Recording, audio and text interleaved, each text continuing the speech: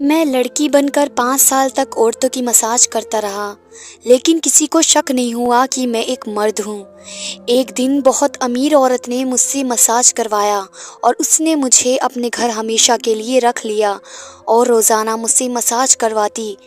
एक दिन मैं मसाज कर रहा था कि मुझ पर तेल गिर गया और उस औरत ने मुझे अपने कपड़े दिए और कहा चेंज कर लो। मैं घबरा गया। जब मैं उसके सामने कपड़े बदलने लगा तो मेरे पैर से ज़मीन निकल गई, क्योंकि वो मैं गरीब इंसान था।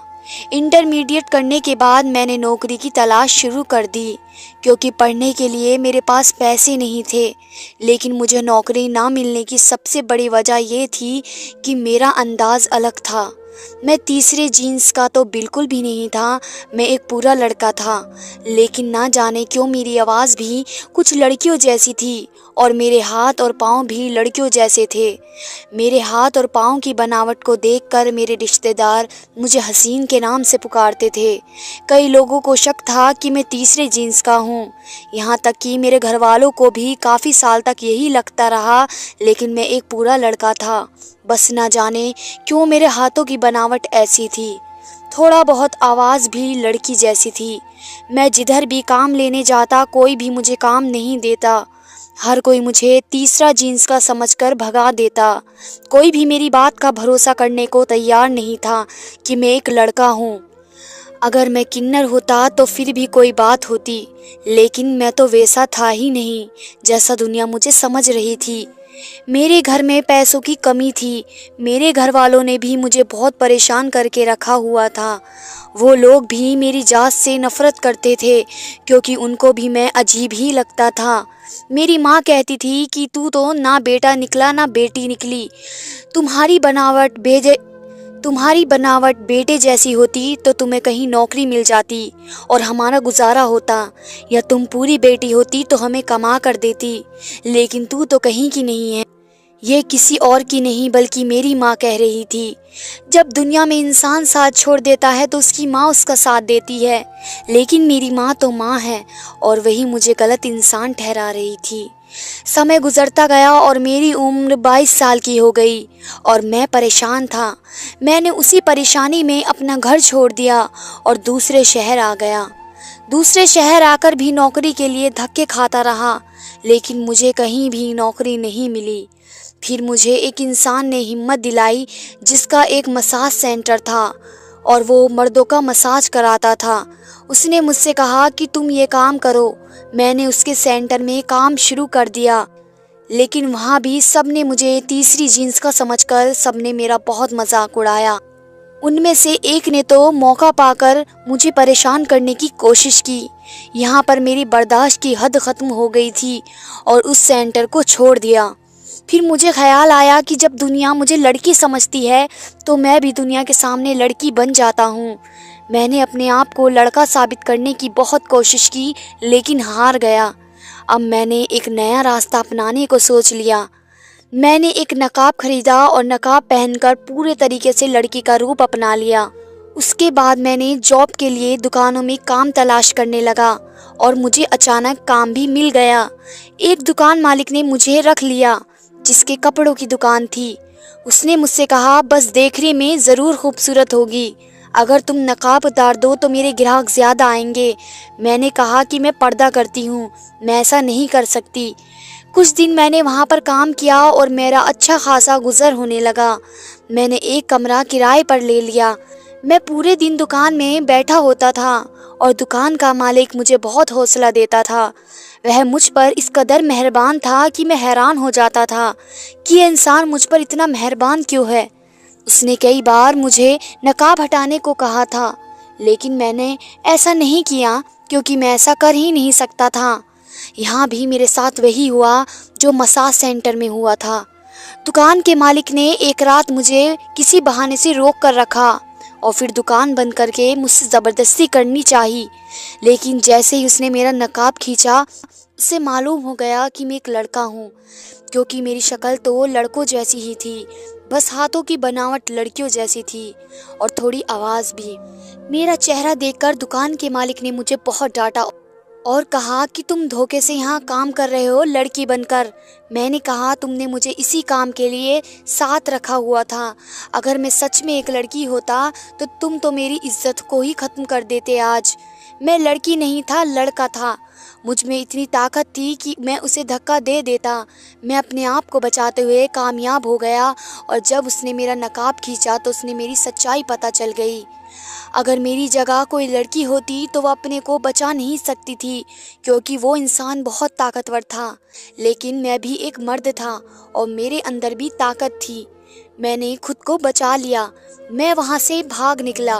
मुझे बहुत अफसोस हो रहा था कि ये दुनिया कैसी है, ना लड़के को छोड़ती है ना लड़की को। जब मैं लड़की बनकर दुनिया के सामने जाता हूँ तो कहते हैं कि मुझे धोखा दिया तुमने, तुम तो लड़के हो। और जब मैं लड़का बनकर सामने आता हूँ तो मुझे किन्नर समझकर अलग नज़र से देखते हैं। मैं एक बार फिर से बेरोजगार हो गया था, लेकिन मैंने हिम्मत नहीं हारी। इसी तरह नकाब पहनकर अपनी आवाज़ को लड़की की आवाज़ बनाकर मैं दूसरी नौकरी करने लगा। ये भी एक दुकान थी और वहाँ की मालकिन एक औरत थी जो मुझे ज़रा तसल्ली थी। उस औरत ने मुझे नकाब हटाने को भी नहीं कहा। उस औरत का छोटा सा बेटा था और मैं उसका बहुत ख्याल रखता था और उसके कस्टमर को डील करता था। एक दिन वह औरत बहुत परेशान थी। मैंने परेशानी की वजह पूछी तो उसने कहा कि मेरे सर में दर्द है और मेरा अंग अंग दुख रहा है। मैंने उससे कहा कि मैं आपका सर दबा देती हूँ। मैंने उसका सर दबाया तो उसको बहुत आराम मिला।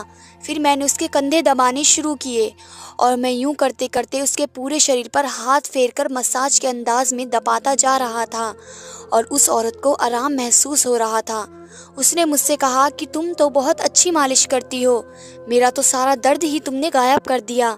तुम्हें तो मसाज सेंटर खोलना चाहिए, तुम्हारे हाथों में बहुत जादू है। ये मसाज सेंटर वाली बात उसने शायद ऐसी ही बोल दी थी, लेकिन यह बात मेरे दिमाग में बैठ गई। मैंने सोचा बात सच है कि मेरे हाथों में इतनी ताकत है, मैं बहुत अच्छे से मसाज कर सकता हूँ। लेकिन बस परेशानी यही है कि मैं मर्दों का मसाज करता था तो वो मुझे एक गलत निगाह से देखते थे, मेरा मजाक उड़ाते थे। फिर मुझे ख्याल आया क्यों ना मैं औरतों की मसाज शुरू कर दूँ, औरत बनकर ही। और ये ख्याल आते ही मेरे अंदर खुशी की एक लहर दौड़ गई। अगले दिन जाकर मैंने अपनी मालकिन से कहा कि मुझे थोड़ा पैसा चाहिए, मैं जल्दी आपका पैसा वापस कर दूंगी। मेरी मालकिन बहुत अच्छी थी, बहुत अच्छी दिल की मालकिन थी और जब वो रोज़ाना ही मुझसे मसाज करवाया करती थी, उसने मुझसे कहा ठीक है, अगर तुम इतनी परेशान हो तो मैं तुम्हें थोड़ा बहुत पैसा दे देती हूँ। तुम्हारी ईमानदारी का काम मुझे बहुत अच्छा लगा है, इसलिए मुझे तुम्हारी मदद करने में कोई परेशानी नहीं है। उसने मुझे अच्छी खासे पैसे दे दिए थे और मैं खुशी से उछल रहा था। मैंने उन पैसों से एक मसाज सेंटर खोल लिया औरतों के लिए। मैंने ये सेंटर उधार की बुनियाद पर खोला था और भगवान से प्रार्थना कर रहा था कि मेरा कारोबार चल जाए ताकि मैं अपनी मालकिन का पैसा वापस कर सकूं। मैं दिन को मालकिन के घर में काम करता था और शाम को अपना मसाज सेंटर खोलता और औरतें आती थीं और मुझसे मसाज करवाती थीं और मैंने नकाब पहना होता था। वो मुझसे मेरे नकाब की वजह पूछ रही थी तो मैंने यही कहा कि बस मैं पर्दा करती हूँ। मेरे हाथों की बनावट से किसी औरत को शक नहीं हुआ कि मैं असल में हूँ कौन। मैं हमेशा सोचता था कि भगवान ने मेरे हाथ को ऐसा क्यों बनाया है, क्यों मेरी आवाज़ को लड़की जैसा बनाया। लेकिन आज मुझे समझ आ गया था, भगवान कोई चीज़ बेकार नहीं बनाई थी। मेरे हाथ ही थे जो मेरे काम आ रहे थे। मेरा काम चल रहा था, मेरा मसाज सबको बहुत अच्छा लग रहा था, हर कोई मेरी तारीफ़ कर रहा था और मेरे ग्राहक ज़्यादा होते जा रहे थे। जो भी औरतें मुझसे मसाज करवाती वो आगे जाकर दूसरी औरतों को बता देती कि इसके हाथ में बड़ी ताकत है। अक्सर ऐसी औरतें आती थीं जिनको शरीर की परेशानी का मसला होता था और मसाज करने से उनकी परेशानी गायब हो जाती थी। ये पूरी औरतें मेरे सामने अपना अच्छा खासा कपड़ा उतार देती थी, लेकिन मैं उनको देखता नहीं था। मैं आंख बंद करके अपना काम करता था। मेरा उनको देखना भी पाप था। मेरा कोई गलत नियत नहीं थी, बस मैं मजबूर था। फिर एक दिन एक बहुत बड़ी गाड़ी में एक औरत आई जो बहुत ज़्यादा अमीर लग रही थी। मेरे पास इतनी अमीर औरतें नहीं आती थीं, लेकिन वह औरत बहुत ज़्यादा ही अमीर थी। उसका कपड़ा और उसकी गाड़ी सब कुछ उसकी अमीरी बता रहे थे। वो मेरे पास आई, उसने मुझसे कहा कि मैंने तुम्हारे मसाज की बहुत तारीफ़ सुनी है। मुझे शरीर में बहुत दर्द रहता है, मैं बहुत ज़्यादा परेशानी में हूँ, कोई दवाई भी असर नहीं करती है। मेरा वज़न ज़्यादा होने की वजह से मेरा शरीर बहुत दर्द करता है, इसलिए मैं तुमसे मालिश करवा कर देखना चाहती हूँ कि असर होता है क्या नहीं। वो औरत जैसे भी थी, अमीर औरतें ऐसी ही होती हैं। मैंने आराम से उसका मसाज किया और काफ़ी देर तक करता रहा तो उसको बहुत सुकून आया। उसने मेरी तारीफ़ की और फिर चली गई। लेकिन अगली रोज़ वो फिर आई और मुझे कहा कि मैं तुम्हें लेने आई हूँ, तुम अब मेरे घर पर रहो। मैं तुम्हें इतने पैसे दूंगी कि तुम्हें ये सेंटर चलाने की ज़रूरत नहीं पड़ेगी, बस मेरी परेशानी को दूर कर दो। उसकी बात सुनकर मैं तो हैरान रह गया था। वो मुझे इतना पैसा देने पर तैयार थी कि मुझे सेंटर चलाना ही नहीं पड़ेगा, यानी मेरी किस्मत मुझ पर मेहरबान हो रही थी। सारा दिन सेंटर में जलील होने के बजाय मुझे एक ही औरत का मसाज करना था और मेरे महीने भर का खर्च निकल जाता। मैंने उस औरत से कहा कि मैं ये सेंटर बंद नहीं कर सकती, क्योंकि मैंने किसी से बहुत पैसा उधार लिया था ये सेंटर चलाने के लिए, और जब तक उसका उधार नहीं चुका देती मैं उसको बंद नहीं कर सकती। उस औरत ने कहा कि तुम्हारा सारा उधार मैं चुका दूंगी, बस तुम मेरे साथ मेरे घर चलो। मैं अपने घर में ही तुम्हें एक कमरा दे दूंगी, तुम वहाँ पर रहना। मेरा घर बहुत बड़ा है और मेरे पास बहुत पैसा है, बस ये मेरी परेशानी मेरी जान नहीं छोड़ती है। मैंने काफ़ी मसाज सेंटर गई थी, लेकिन वो ईमानदारी से काम नहीं करते। तुमने ईमानदारी से काम किया है, मुझे तुम्हारा काम बहुत पसंद आया है। मैंने उस औरत से कहा कि आप रोज़ाना यहाँ आ जाया करें, मैं आपका मसाज कर दूंगी। तो उस औरत ने कहा कि तुम्हारा ये छोटा सा सेंटर में आना मुझे अच्छा नहीं लगता है, मेरा ताल्लुक बहुत ही हाई क्लास से है, और जब मेरी सहेलियों को मालूम होगा कि मैं इतनी छोटे से सेंटर में आकर मसाज कराती हूँ तो मेरा मजाक बन जाएगा, इसलिए मैं यहाँ नहीं आ सकती, तुम मेरे घर आ जाओ। मैंने उस औरत की बात मान ली। उस औरत ने मेरा सारा कर्जा चुका दिया। मैंने दुकान की मालकिन को जाकर उसके सारे पैसे वापस किए और अपना सेंटर बंद कर दिया। सोचा जब मुझे यहाँ पर रहने की अच्छी जगह मिल रही है तो इतनी औरतों का मसाज करने के बजाय जब मुझे एक का ही मसाज करना है और खाना पीना सब कुछ मिल रहा है तो परेशानी क्या है। मैं खुशी खुशी मान लिया। वो औरत अपने साथ मुझे अपने घर ले गई। उसका घर किसी बड़े महल से कम नहीं था। उसने मुझे रहने के लिए कमरा दे दिया जो घर के पीछे की तरफ था। वो क्वार्टर था, लेकिन मेरे इस कमरे से कहीं ज़्यादा बेहतर था। ये कमरा साफ सुथरा था और अच्छा फर्नीचर भी रखा हुआ था, यानी कि अमीर लोगों के नौकर भी ठाठ से ही रहते हैं। मैंने वहाँ पर अपना सामान रखा और मैं भगवान से प्रार्थना किया, जिसने मुझे इतना अच्छा मौका दिया था। मैं जानबूझकर दुनिया को धोखा नहीं दे रहा था, और मैं भगवान से प्रार्थना किया जिसने मुझे इतना अच्छा मौका दिया था। मैं जानबूझकर दुनिया को धोखा नहीं दे रहा था। मेरे पास इसके अलावा कोई रास्ता भी नहीं था। भगवान ही जानता था, मैंने कभी उन औरतों के शरीर पर नज़र नहीं डाली थी। वे औरत रोज़ाना रात को मसाज करवाया करती थी और मैं आंखें बंद करके उसका मसाज करता था। वो मुझसे कहती थी कि तुम दिन रात नकाब में क्यों रहती हो, तो मैंने कहा कि बस मेरी आदत है। उस औरत ने कहा कि ठीक है तुम्हारा पर्दा है, लेकिन एक औरत से एक औरत का क्या पर्दा, मैं तुम्हारा तो चेहरा देख सकती हूँ। मैंने कहा कि मेरा चेहरा जल गया था, मैं अपना चेहरा किसी को नहीं दिखाना चाहती। इस तरह की बात करके मुझे शर्मिंदा ना करें। मुझे शर्मिंदगी होती है जब लोग मेरा जला हुआ चेहरा देखते हैं। किसी ने दुश्मनी निकालने के लिए मेरे चेहरे पर तेज़ाब फेंक दिया था। इस वजह से मेरा चेहरा देखने के काबिल नहीं है और मैं किसी को दिखाना भी नहीं चाहती। मेरे दुखती दिल पर हाथ न रखें तो बेहतर होगा। उसने कहा कि मुझे बहुत अफसोस है कि किसी ने तुम्हारे चेहरे पर तेज़ाब फेंक कर तुम्हारा चेहरा बिगाड़ दिया। चलो ठीक है, मैं तुम्हारे दिल नहीं दुखाती हूँ, लेकिन ये सब किसने किया? उस औरत ने जब ये सवाल किया तो मैं सोच में पड़ गया। मैंने कहा कि एक लड़के ने मुझे शादी करने को कहा था और मैंने उसका रिश्ता ठुकरा दिया। उसके बदले उसने मेरा चेहरा तेज़ाब फेंक कर जला दिया कि मैं किसी और से शादी नहीं कर सकूं। उस लड़के ने मुझसे बहुत बड़ा बदला लिया था। इस हादसे के बाद मेरी ज़िंदगी बर्बाद हो गई और इसलिए मैं अपना चेहरा दुनिया से छुपा कर रखती हूँ। और यही वजह है कि मेरी अब तक शादी भी नहीं हुई है। मैं अब ये काम करने पर मजबूर हूँ क्योंकि मुझे ये काम बहुत अच्छे से आता है। मेरे हाथों में ताकत है जो कि भगवान ने मुझे दिया है। मैं उससे फ़ायदा उठाना चाहती हूँ। मैंने एक कहानी अपने चेहरे और नकाब को लेकर उस औरत को सुना दी ताकि उससे मेरी बात का भरोसा आए, और मैंने इतने अच्छे से झूठ बोला था कि उसे भरोसा हो गया। उसने मुझसे कहा कि सच में तुम्हारे हाथों में ताकत है। तुम्हारे हाथ बहुत खूबसूरत बनावट के हैं।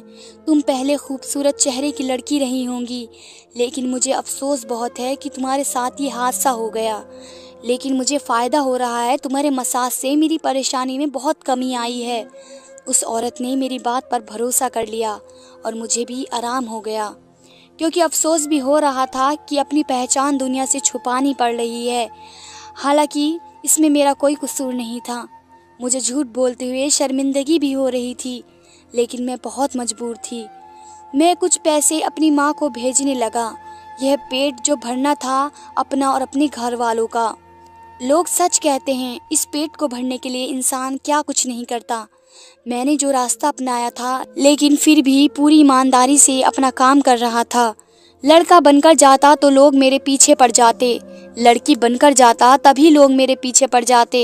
इसलिए मैंने सोचा कि मर्द तो दोनों सूरतों में मुझे नुकसान ही पहुंचाएंगे, कोई औरत मुझे नुकसान नहीं पहुंचा सकती। इसलिए मैंने औरतों के साथ काम करने का फैसला कर लिया। लेकिन मेरी असलियत उस औरत को ज़्यादा दिन छुपी ना रह सकी। एक दिन मैं उसका मसाज कर रहा था कि अचानक से तेल की शीशी जो कि मेरे हाथ में थी वो पूरे कपड़ों पर गिर गई। मैं परेशान हो गया, मेरी मालकिन भी परेशान हो गई। उसने कहा, तुम्हारे कपड़े तो ख़राब हो गए हैं। मैंने कहा, मैं कपड़े बदल कर आती हूँ। तो उसने कहा कि कहीं जाने की ज़रूरत नहीं है, यहाँ अलमारी में मेरा सूट पड़ा है, वह निकाल कर पहन लो। मैंने कहा, नहीं, मैं नहीं पहन सकती आपके कपड़े, मैं अपने कमरे में जा रही हूँ। उसने ज़बरदस्ती अपना एक जोड़ा निकाल कर मुझे दिया और कहा कि कपड़े बदल लो। मैं परेशान हो गया था, मैं उसके सामने कैसे कपड़े बदलता। वहाँ पर वॉशरूम भी नहीं था। ये कमरा सिर्फ मसाज के लिए उस औरत ने रखा हुआ था। मैंने बाहर जाने को कहा तो उसने कहा कि अगर मैंने उसके सामने कपड़े नहीं बदले तो आज नौकरी से निकाल देगी। उसकी बात सुनकर मैं परेशान हो गया, क्योंकि उसकी नौकरी से मुझे बहुत फ़ायदा हो रहा था। मैं मुफ्त में खा पी रहा था, मुझे घर भी मुफ्त में मिला था। मुझे इतने पैसे मिल रहे थे कि मैं अपने घर वालों को भी भेज दिया करता था। मुझे ज़्यादा मेहनत नहीं करनी पड़ती थी, मुझे घर से बाहर नहीं निकलना पड़ता था, मुझे ज़माने की बातों का डर नहीं था। मुझे यहाँ पर हर चीज़ का आराम था और मैं उस आराम को कभी खोना नहीं चाहता था। लेकिन उस औरत की ज़िद थी कि मैं उसके सामने कपड़े बदलूं। मैंने उससे कहा कि आपके सामने कपड़े नहीं बदल सकती हूँ। आप अच्छी तरह से जानती हैं कि मैं अपना चेहरा भी छुपा कर रखती हूँ, तो मैं अपना शरीर आपके सामने कैसे खोल सकती हूँ। मेरी बात सुनकर उस औरत के चेहरे पर एक मुस्कुराहट बिखर गई। उसने कहा कि मुझे तुम्हारी असलियत मालूम हो गई है, मुझे पता चल गया है कि तुम लड़की नहीं हो, लड़का हो। इसलिए मैं तुमसे यह कह रही थी कि तुम खुद अपने मुंह से कह दो। उस औरत की बात सुनकर मैं हैरान हो गया, यानी कि वो पहचान गई थी। वो इतनी चालाक थी, वरना आज तक मैंने इतनी सफाई से काम किया था कि किसी को भी शक नहीं हुआ था कि मैं कौन हूँ। लेकिन उस औरत को शक हो गया, बल्कि उसे यकीन था। उसकी बात सुनकर मैंने रोना शुरू कर दिया। शर्मिंदगी के मारे बहुत बुरा हाल हो गया कि ज़मीन फट जाए और मैं ज़मीन के अंदर समा जाऊं। मैंने जितना उस चीज़ को छुपाने की कोशिश की, आज मेरा सारा भेद उस औरत के सामने खुल गया था। उसने मुझसे कहा कि रोना बंद करो और मुझे बताओ कि तुमने ऐसा क्यों किया। मैंने उसे सारी बात बता दी कि शुरू से लेकर ज़माने ने मेरे साथ कैसा व्यवहार रखा। जब मैं लड़का बनकर जाता तब भी लोग मुझे भगाते थे और मुझ पर अलग नज़र रखते, और मैं लड़की बनकर जाता तब भी मेरे साथ बुरा ही होता था। इसलिए मैंने सोचा कि मैं औरतों के साथ औरत बनकर काम करूं, ताकि कोई परेशानी न हो। मैंने किसी के साथ कुछ भी गलत काम नहीं किया है, आंखें बंद करके मसाज करता हूँ। आप जानती हैं, गरीब का मारा इंसान बहुत मजबूर होता है कि कुछ भी कर जाता है। काश कि आप जैसे अमीर लोग समझ पाते, लेकिन मुझे पता है कि आप नहीं समझोगी मेरी बात। मैं खुद ही यहाँ से चला जाता हूँ। मैं जाने लगा तो उसने मुझसे कहा, मुझे तुम्हारे परेशानी का अंदाज़ा हुआ है। जो कहानी तुमने सुनाई है वो यकीनन एक दर्दनाक दास्तान है। तुम कितने मजबूर थे मुझे पता है। मुझे कुछ दिन पहले ही पता हो गया था कि तुम लड़की नहीं लड़का हो, और इसलिए मैंने जानबूझकर तेल तुम्हारे कपड़ों पर गिरा दिया। मैं तुम्हें गलत समझ रही थी, लेकिन अब मुझे पता चल गया है तुम गलत नहीं हो। तुमने जो किया मजबूरी में किया। मैं तुम्हारी मदद करना चाहती हूँ, और मैं तुमसे मसाज तो नहीं करवाऊंगी क्योंकि मुझे मालूम हो गया है तुम लड़की नहीं लड़का हो। लेकिन मेरे पास तुम्हारे लिए एक और काम है। तुम्हारी ईमानदारी मुझे बहुत अच्छी लगी। तुमने कोई गलत काम नहीं किया। मैं तुम्हारी मजबूरी समझते हुए तुम्हें एक और नौकरी दे रही हूँ। औरत की बात सुनकर मुझे खुशी हुई। मैंने पूछा कि मेरे लिए क्या काम है, तो उसने कहा कि तुम्हें मेरे घर की रखवाली करनी होगी। मैं किसी और पर भरोसा नहीं करती। तुम्हें जितने दिन मैंने अपने घर में रखा तुमने कोई चोरी नहीं की। बहुत अच्छे तरीके से तुम यहाँ पर रहते हो। आज के बाद तुम मेरे घर की रखवाली करना। मैं घर से बाहर होती हूँ तो मुझे डर होता है कि मेरे दूसरे नौकर चोरी करेंगे या मेरे पति दूसरी औरतों को घर ले आएगा। मेरे जाने के बाद मेरे घर में क्या होता है, मेरा पति और मेरे बच्चे क्या करते हैं, वो तुमको मुझे बताना है। आंखें चार करके मेरे घर पर नज़र रखनी है। बस इतना सा तुम्हारा काम है। मालकिन की बात सुनकर मैं खुश हो गया। ये काम तो मेरे लिए बहुत आसान था, यानी कि मुझे सब कुछ यहाँ पर देखना होगा और मुझे रखवाली करनी होगी। मालकिन ने मुझे कहा कि ये नकाब पहनने की भी ज़रूरत नहीं है। तुम अपना मर्दाना कपड़ा में काम कर सकते हो। तुम्हें कोई कुछ नहीं कहेगा। इस बात ने मुझे और भी खुशी दी थी।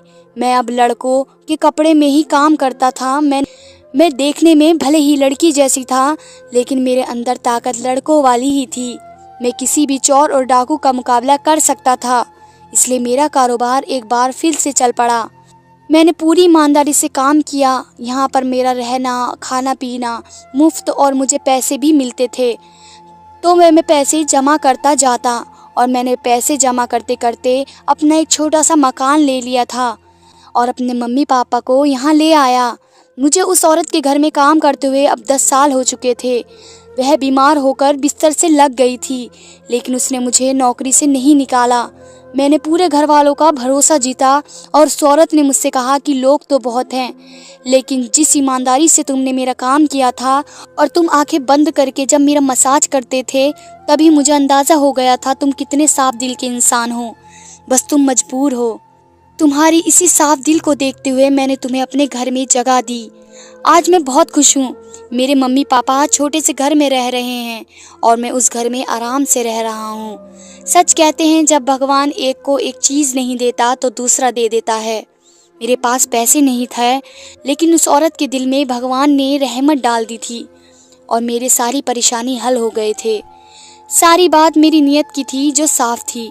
मेरी कहानी सुनकर आपको मुझ जैसे इंसानों के बारे में अंदाज़ा हो गया होगा कि हम जैसे लोग जो पूरे मर्द होके भी कुछ नहीं कर सकते और ज़माना उनके साथ क्या सलूक करता है और वो लोग कितने मजबूर होते हैं।